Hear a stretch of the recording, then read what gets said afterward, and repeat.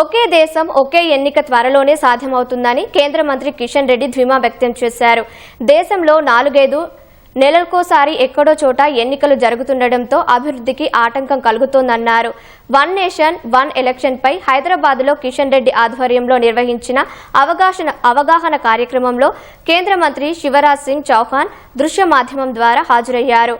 తరచూ ఎన్నికల వల్ల స్థానిక అధికారులతో పాటు ఇతర రాష్ట్రాల అధికారులు, పోలీసులు, సైనికులు సైతం పనిచేయాల్సి వస్తుందని శివరాజ్ సింగ్ వెల్లడించారు.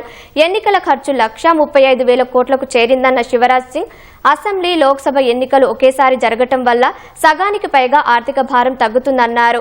5 ఏళ్లకోసారి ఎన్నికలు జరగటం వల్ల సమయంతో పాటు డబ్బు ఆదా అవుతుందని కేంద్ర మంత్రి కిషన్ రెడ్డి అన్నారు.